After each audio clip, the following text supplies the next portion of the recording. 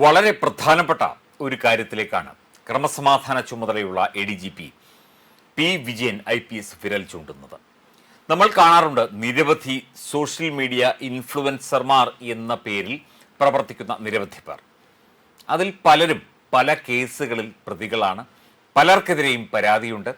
പലരെയും വ്യക്തിപരമായി ആക്ഷേപിക്കുന്നതിന് ഒപ്പം അവർ തന്നെ പല ക്രിമിനൽ പ്രവർത്തനങ്ങളിലും ഏർപ്പെടുന്നു എന്ന സൂചനകളും പുറത്തു വരുന്നു. നമ്മൾ പലപ്പോഴും ഒരു വലിയ ബസ്സിനെ ചുറ്റിപ്പറ്റിയുള്ള ഒരു സോഷ്യൽ മീഡിയ ഇൻഫ്ലുവൻസർമാരുടെ ഒരു കൂട്ടം, അതുപോലെ തന്നെ തൊപ്പി എന്ന് പറയുന്ന ഒരു വ്യക്തി, അങ്ങനെ അനവധി ഈ സോഷ്യൽ മീഡിയ ദുരുപയോഗം ചെയ്ത് അതുവഴി ക്രിമിനൽ പ്രവർത്തനങ്ങളും മയക്കുമരുന്ന് കച്ചവടവും അടക്കം പലരും നടത്തിക്കൊണ്ടിരിക്കുന്നു എന്നുള്ള പരാതി നേരത്തെ ഉണ്ടായിരുന്നു. അത് ഇപ്പോഴും നിലനിൽക്കുന്നു. ഇത്തരത്തിൽ സോഷ്യൽ മീഡിയ റീലുകളിലൂടെയും മറ്റും പ്രശസ്തരായവർക്ക് നിരവധി ആരാധകരുണ്ട്.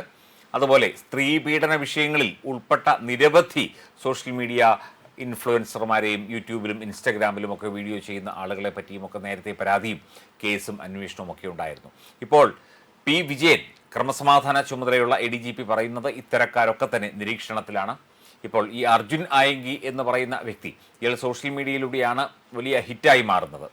CPM സൈബർ കമ്മ്യൂണികൾക്ക് വേണ്ടി, CPM ഗുണ്ടകൾക്ക് വേണ്ടി, CPM ക്രിമിനലുകൾക്കും കൊലയാളികൾക്കും വേണ്ടിയൊക്കെ തന്നെ പലപ്പോഴും സൈബർ ഇടങ്ങളിൽ പ്രവർത്തിച്ചിരുന്നു ഇയാൾ എന്നുള്ള റിപ്പോർട്ടുകൾ നേരത്തെ ഉണ്ടായിരുന്നു.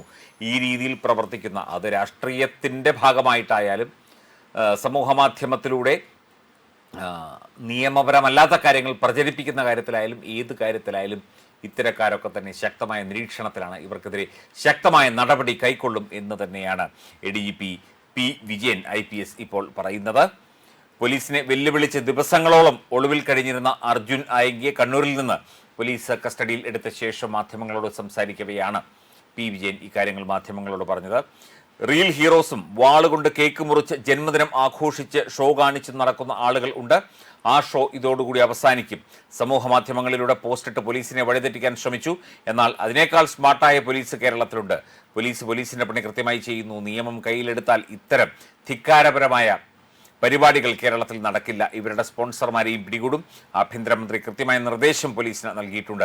ഇത്തരത്തിൽ നിയമത്തെ വെല്ലുവിളിച്ച് പ്രവർത്തിക്കാൻ ആരെയും അനുവദിക്കില്ല. ഗുണ്ടകൾക്കെതിരെ അടക്കം ഇത്തരത്തിൽ പല ഗുണ്ടകളും സമൂഹ മാധ്യമ ഇടപെടൽ ഒക്കെ തന്നെ നടത്തുന്നുണ്ട്.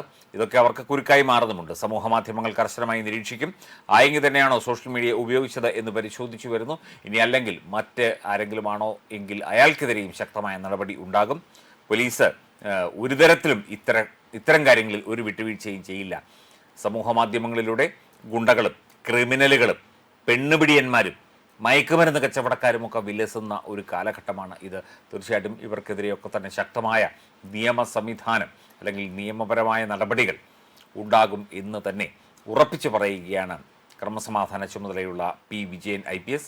അദ്ദേഹത്തിൻ്റെ നിരീക്ഷണം, അദ്ദേഹത്തിൻ്റെ സംഘവും ഇവരെയൊക്കെ തന്നെ നിരീക്ഷിക്കുന്നുണ്ട്. ഇതിനു മുൻപ് കേസുകളിൽ പ്രതിയായിട്ടുള്ളവർ, പരാതി ലഭിച്ചിട്ടുള്ള ആളുകൾ, അതായത് സോഷ്യൽ മീഡിയയിൽ റീലുകൾ ചെയ്യുക, സോഷ്യൽ മീഡിയയിലൂടെ എന്ത് തോന്നിയാസവും വിളിച്ചു പറയുക, ഏത് രീതിയിലും സമൂഹത്തെ അപമാനിക്കുക, അതുപോലെ തന്നെ സാമൂഹ്യ വിരുദ്ധമായ കാര്യങ്ങൾ ചെയ്യുക തുടങ്ങിയവരെയൊക്കെ തന്നെ നിരീക്ഷിച്ച് ശക്തമായ നടപടി എടുക്കും എന്ന് തന്നെയാണ് ഇപ്പോൾ ADGP വ്യക്തമാക്കിയിരിക്കുന്നത്.